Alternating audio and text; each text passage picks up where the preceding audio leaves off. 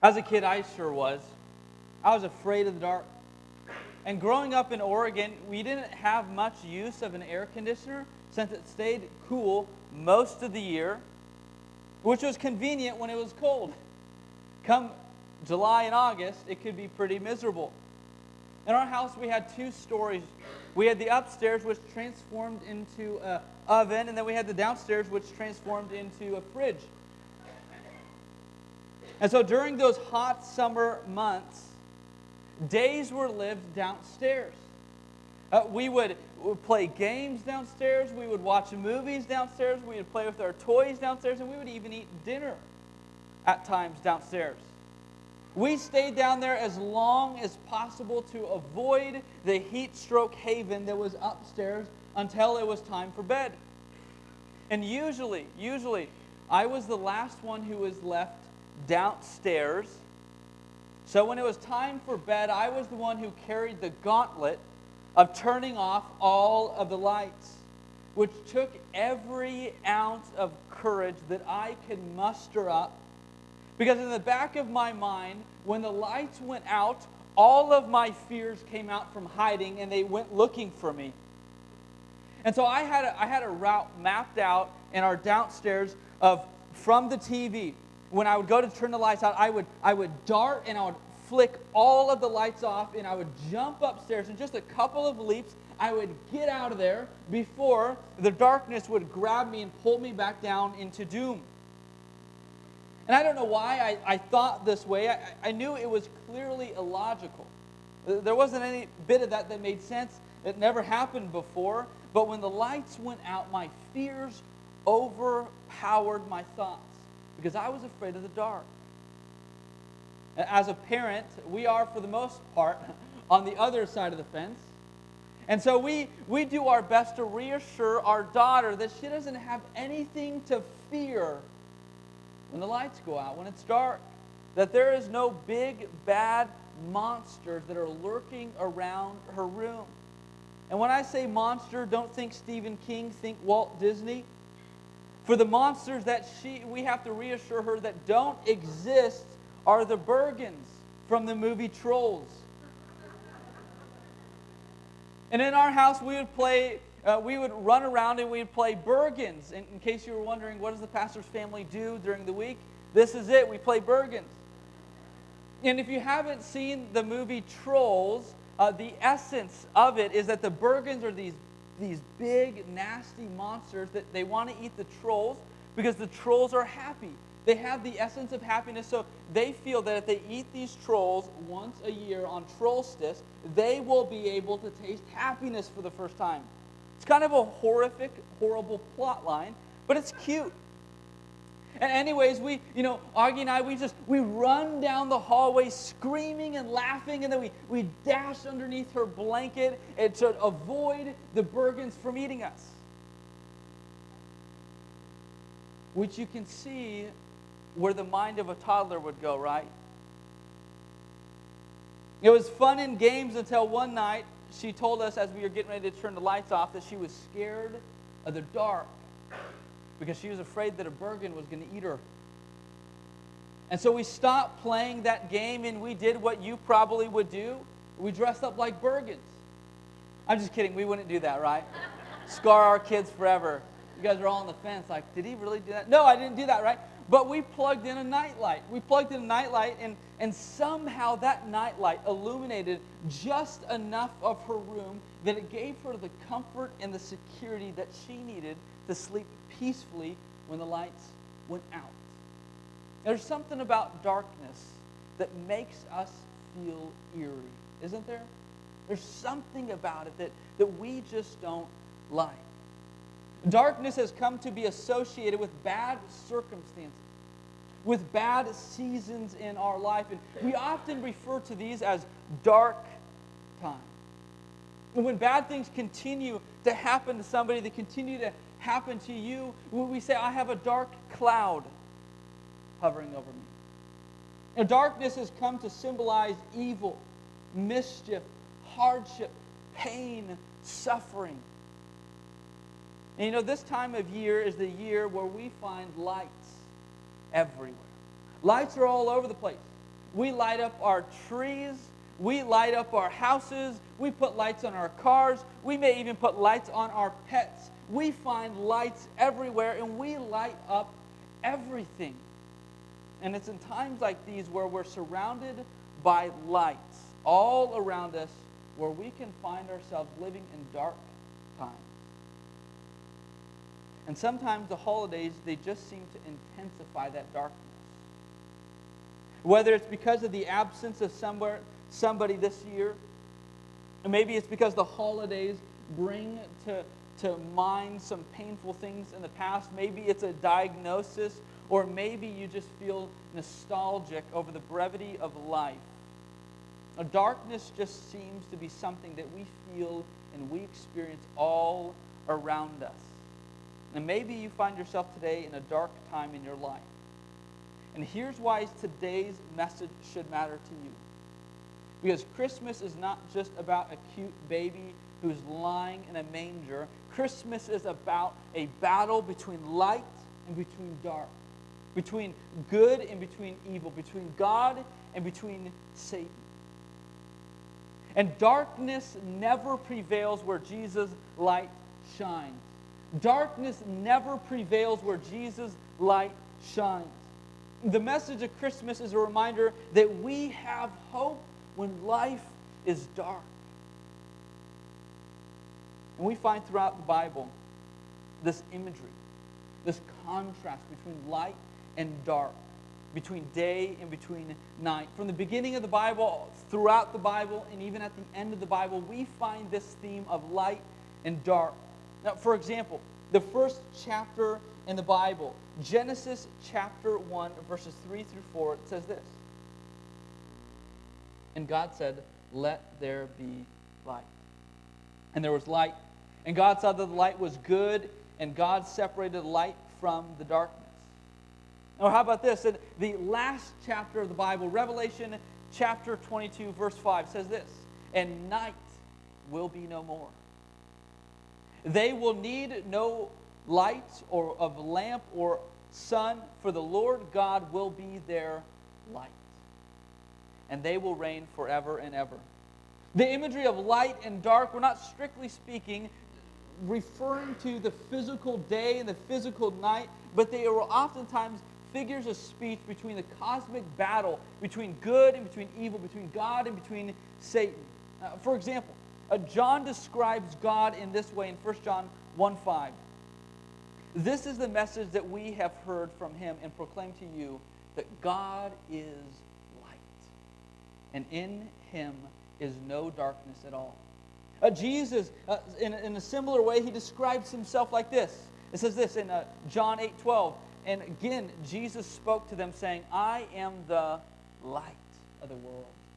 Whoever follows me will not walk in darkness, but will have the light of life." Satan is often described as this prince, this ruler of darkness, and that his way always leads into the dark way. Now, Peter even says this. He describes Jesus' people, Christians, disciples, those who have surrendered their lives to Jesus. He describes them as the ones who have been called out of darkness. 1 Peter 2:9. "But you are a chosen race, a royal priesthood, a holy nation, a people for his own possession, that you may proclaim the excellencies of him who called you out of darkness and into his marvelous light." Paul, similarly, he says this in 1 Thessalonians 5:4. "But you are not in darkness, brothers, for the day to surprise you like a thief. For you are all children of light, children of the day.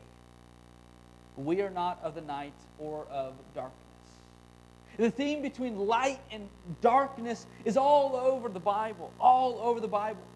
With light symbolizing God, good, hope, truth, and darkness symbolizing Satan, evil, hopelessness. But don't for a moment think that these two are equal opposites. That God and Satan, good, evil, light, and dark, have equal authority, equal influence. There is hardly a comparison between the two. God, good, truth, light, they are far superior than any darkness ever. And in fact, if you look at physical darkness in our world, not speaking of moral and spiritual darkness, but physical darkness, one of the things that's often noted is that darkness is not really a thing. Darkness does not really exist. That rather, darkness is the absence of light. That darkness is only visible when light is not shining. That darkness is the absence of light. And if you walk into a room that's pitch black, no windows, nothing, it is just completely dark, you can't even see your hand in front of your face, and you flip the light switch on, who wins? Light or dark? Light. Every single time. And it doesn't matter how dark the room was before, light always, always, always overpowers the dark. And while physical dark is not a real thing, moral and spiritual darkness is. To which you're probably thinking, and why are you preaching on this on Christmas? Why are you talking about light and dark? Aren't you supposed to talk about the Christmas story? I mean, this may help save on our electric bills, but why light and dark? The reason I bring all of this up is because the Christmas story is a story of light and dark. But more than that, is a story of light conquering darkness. That's what Christmas is truly about. For many of us, we have these cute figurines on a nativity set at home that represent the key characters in our Christmas story. But if you see the story that's behind the story, it's hopeful, but it's not cute. It's powerful, but it is not pretty. And it's likely not a story that you would sit down to tell your kids on Christmas. And I doubt anybody that makes nativity sets actually has it produced like this. They don't have all of these characters in it. The story behind the story of Christmas is the declaration of war. But more than that, it's a declaration of victory of light over darkness. In our nativity set, we have Mary, the mother of Jesus. We have Joseph, the stepfather. We have some wise men. We have some shepherds. We have an angel, maybe some angels. And of course, we have 8-pound, 10-ounce baby Jesus lying in a manger. And if you're really biblical, you have those really cute farm animals in the nativity scene, right? And as we tell the story, the mighty angel Gabriel comes to Mary and tells Mary to give birth to a son. And they are to give him the name Jesus, which means God saves, because that characterizes his ministry. But there's only one problem, right?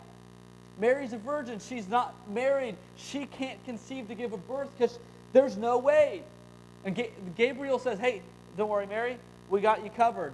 God's going to put a baby in your womb and you will give birth. Not to worry, that's how things are going to play out, which isn't the romance, Christmas, Hallmark kind of movie, right?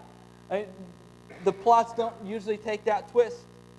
And so Joseph, who's engaged to Mary, he wants to call the wedding off quietly, because in those days, if you got pregnant, you had a baby out of wedlock, that was the death penalty. And so Joseph didn't want that to happen to Mary, so he plans on just kind of quietly letting things dissolve. But what happens? The angel shows up again, and he says to Joseph, dude, go marry Mary, right? And so they travel around, they get rejected a bunch, and then they settle in some barn-like place to give birth to baby Jesus. And so God sends some shepherds to go visit Jesus, and then he sends some wise men who are more than likely pagan astrologers to go, and they go to King Herod and they say, where is the King of the Jews? To which a big red alarm goes off in King Herod's mind, followed by like a bum, bum, bum. Because Herod's king. And a new king threatens the position of the current king. And so he tries to find this king to kill him. And after some failed attempts to find and to kill baby Jesus, he orders for the assassination of all male children 2 and under. And that's the essence of the Christmas story that we tell, right? Mary and Joseph, they're surprised by a baby. They struggle. The king tries to kill him. They flee. Jesus is born. The end. Christmas. But did you know there's more to that story? It's true. Because the story is more than just the birth of a baby. It's the declaration of victory in the conflict between good and evil, between light and dark.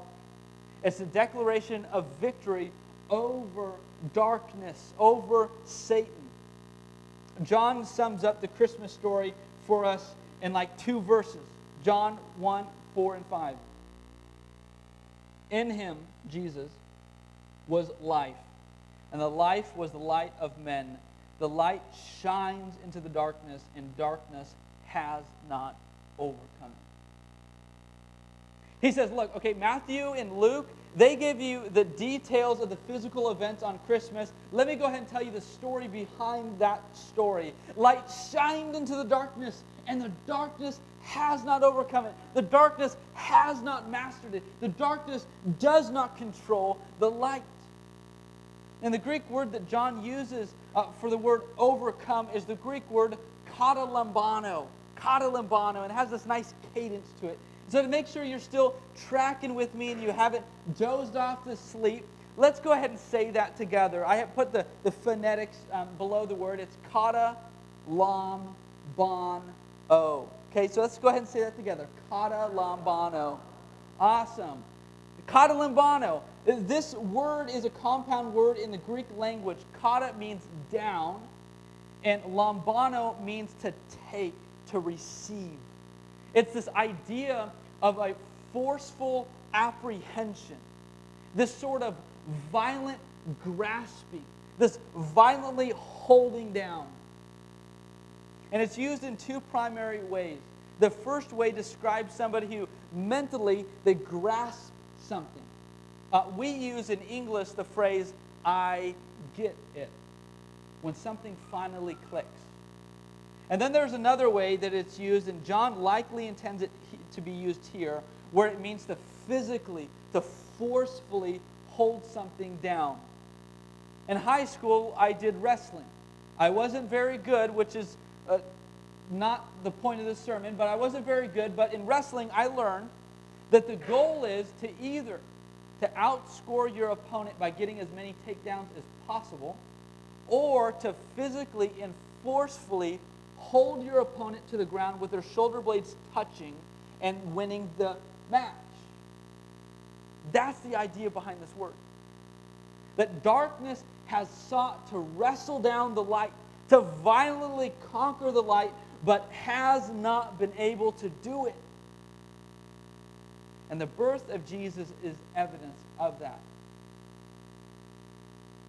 We know that John wrote 5 letters in the New Testament.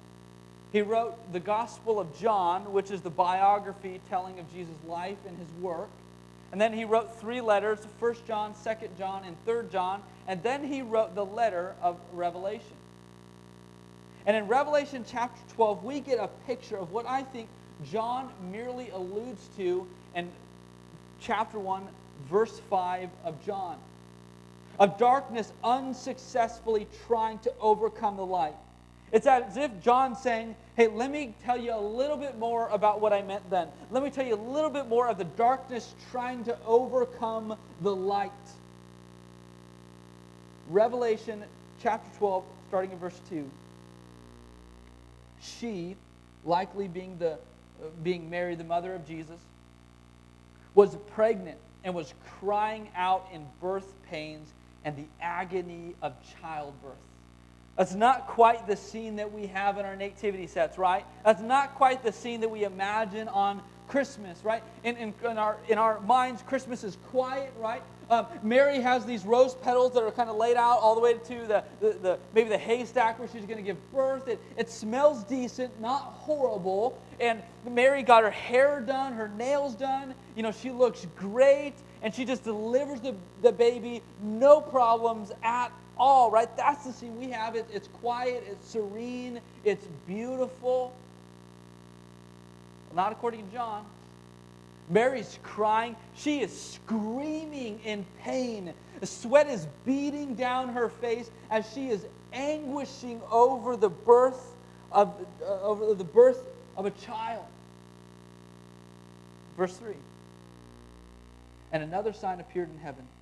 Behold, a great red dragon, with 7 heads and 10 horns, and on his head 7 diadems.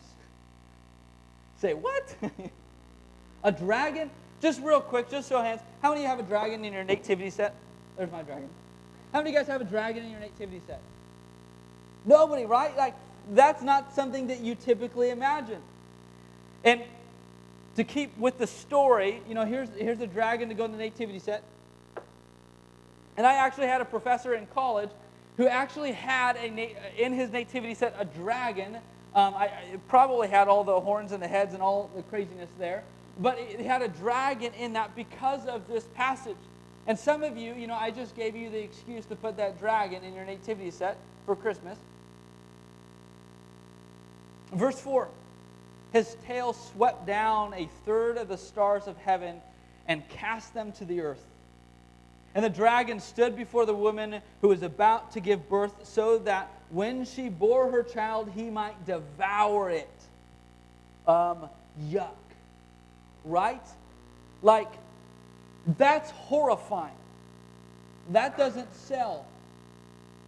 It's a picture of a dragon who is on the edge, ready to eat, ready to devour baby Jesus, which, historically speaking, this is a picture of King Herod trying to hunt down and kill baby Jesus without that whole eating piece, okay? In verse 5, she gave birth to a male child, one who is to rule all the nations with a rod of iron, but her child was caught up to God and to his throne. What a picture of Christmas. What a picture of Christmas, right? John continues in verse 7. Now war arose in heaven.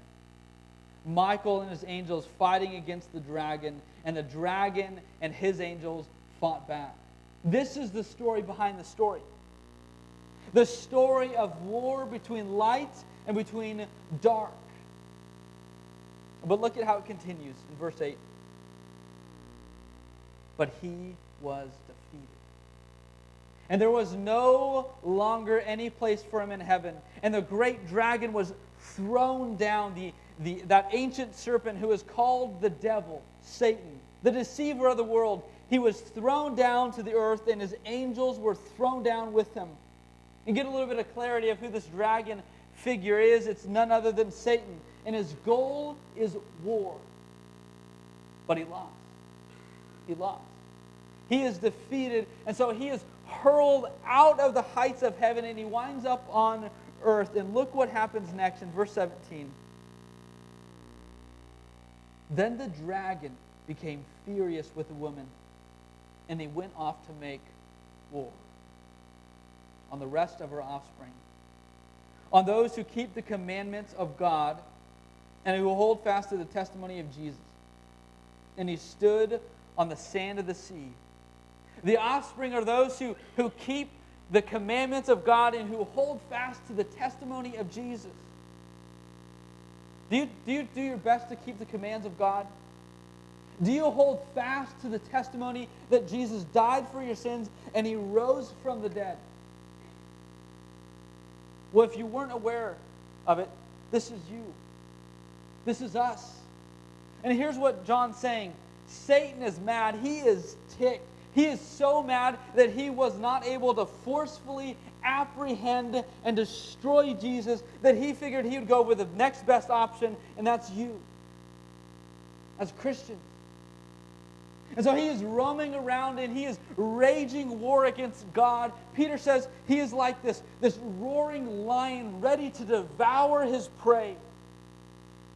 And he's going around and he's turning off all of the lights, thinking, hey, you know what? If I can get them to not see, if I can get them to take their eyes off of the prize, the eyes off of Jesus, if I can distract them, if I can discourage them, then I win.